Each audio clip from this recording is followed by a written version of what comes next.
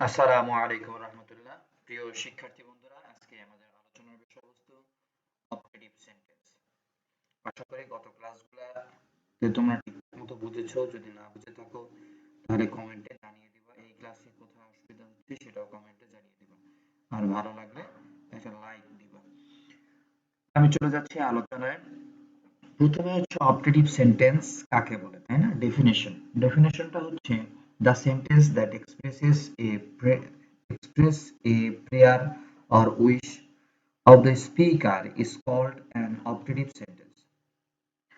তাহলে optative sentence দ্বারা তোমরা কি বুঝলা? যে সেন্টেন্স দ্বারা কোনো প্রার্থনা বা ইচ্ছা বোঝায় তাকে অপটেটিভ সেন্টেন্স বলে। তার মানে স্পিকার যে প্রার্থনা করে বা ইচ্ছা করে সেটাই হচ্ছে আমাদের অপটেটিভ সেন্টেন্স। তো উদাহরণ হিসেবে আমরা দেখতে পাচ্ছি মে আল্লাহ মে আল্লাহ ব্লেস ইউ। ঠিক আছে, মে আল্লাহ ব্লেস ইউ, আল্লাহ তোমাদের সহায় হোক বা আল্লাহ তোমাদের উপর দয়া করুক। তো এই যে এখানে দেখো আমরা দোয়া করেছি, তোমাদের জন্য দোয়া করেছি, তাই না? তোমার জন্য দোয়া করেছি, এটাকে প্রার্থনা বুঝাইছে, প্রেয়ার গেল। তাহলে যদি বক্তার প্রার্থনা বা দোয়া বোঝায় সেক্ষেত্রে আমরা বলি অপটেটিভ সেন্টেন্স। পরের বাক্যটা দেখো, I wish I wish you good luck. I wish you good luck. আমি তোমার কি চাই? ইচ্ছা করতেছি যে তোমার ভাগ্যটা যেন ভালো হয়। একটা উইশ করতেছি, ইচ্ছা প্রকাশ করতেছি তোমার ভাগ্যটা যেন ভালো হয়। তাহলে যদি আমরা স্পিকারের উইশ বোঝাই সেক্ষেত্রে আমরা কি বলবো? সেটাকে অপটেটিভ সেন্টেন্স। এরপর আসি formation of optative sentence. Optative সেন্টেন্সের গঠনটা কিরকম হবে? মে লং, মে অথবা লং বসবে বাক্যের প্রথমে, এরপরে সাবজেক্ট বসবে, তারপরে ভার্ব বসবে, তারপরে এক্সটেনশন। তার মানে দাঁড়াচ্ছে কি, আমরা যদি মে দিয়ে একটা বাক্য শুরু করি, উদাহরণ হিসেবে তোমরা দেখতে পাচ্ছ মে দা প্রেসিডেন্ট, এখানে হচ্ছে আমাদের সাবজেক্ট, লিভ লং, দীর্ঘজীবী হোক, মে দা প্রেসিডেন্ট লিভ লং, রাষ্ট্রপতি দীর্ঘজীবী হোক। তাহলে এখানে আমাদের এটা হচ্ছে কি, এটা হচ্ছে আমাদের সাবজেক্ট, এটা মে, এটা সাবজেক্ট, এটা হচ্ছে বাকি অংশ বাক্যের। তাহলে কি বুঝলাম? মে দিয়ে শুরু হলে সেটাকে আমরা বলবো অপটেটিভ সেন্টেন্স। এরপরে আরেকটা গঠন আমরা দেখি, optative sentence may start with would that. Optative sentence কিন্তু শুধুমাত্র যে মে দিয়ে শুরু হবে তা কিন্তু নয়, সেটা উড দ্যাট দিয়েও শুরু হতে পারে। দেখো, would that I could be a child again, would that I could be a child again, আমি যদি আবার শিশু হতে পারতাম। তাহলে উড দ্যাট দিয়েও আমাদের অপটেটিভ সেন্টেন্সটা শুরু হতে পারে। খেয়াল রেখো, উড দ্যাট থাকলে পরবর্তীতে কিন্তু এই কুড বি ব্যবহার করতে হয়, তাই না? হ্যাঁ, তো would that I could be a child again. এরপর আরেকটা বাক্য দেখো, would that mother were alive, মা যদি বেঁচে থাকতো। ঠিক আছে, এখানেও কিন্তু মনের একটা আকাঙ্ক্ষা প্রকাশ পেয়েছি, ইচ্ছা প্রকাশ পেয়েছি, কেমন? এরপরে optative sentence may start with wish, wish দিয়েও কি হইতে পারে? অপারেটিভ সেন্টেন্স আমাদের শুরু হইতে পারে। যেমন wish you a happy birthday.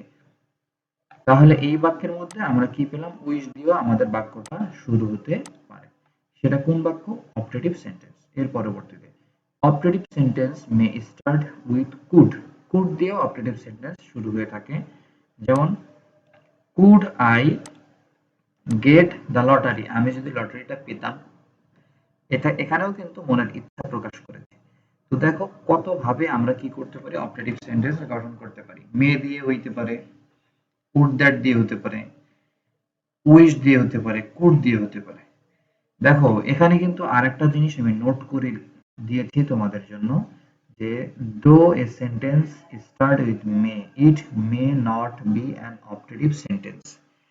যে বাক্যটা মে দিয়ে শুরু হবে সেটাই যে অপারেটিভ সেন্টেন্স সেটা কিন্তু নয়, এটা অন্য কোনো বাক্য হতে পারে।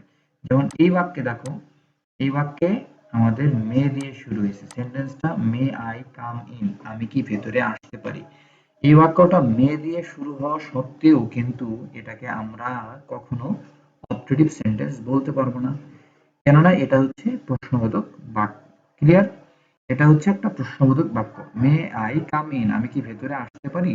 তো তো এটা কখনোই আমরা কি করতে পারবো না, বলতে পারবো না যে এটা অপারেটিভ সেন্টেন্স, যদিও এটা মে দিয়ে শুরু হয়েছে।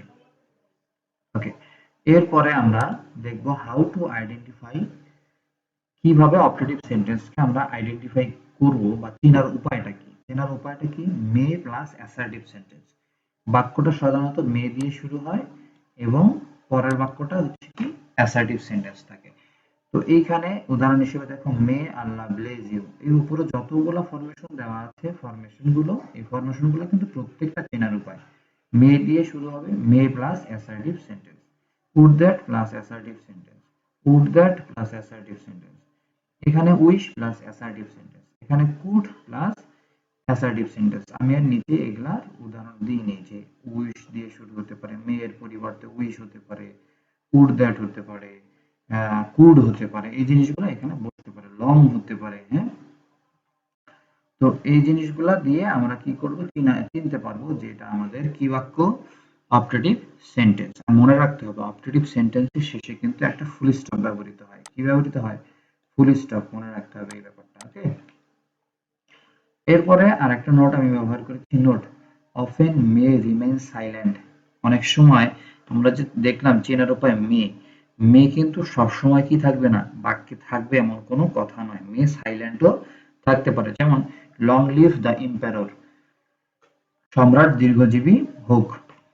তাহলে এখানে কিন্তু আমরা চাইলে একটা মে ব্যবহার করতে পারতাম, কিন্তু মেটা আমাদের কি আছে, সাইলেন্ট আছে। যদিও মে দ্বারা কি বোঝায়, মে দ্বারা প্রার্থনা করা বোঝায়। ক্লিয়ার?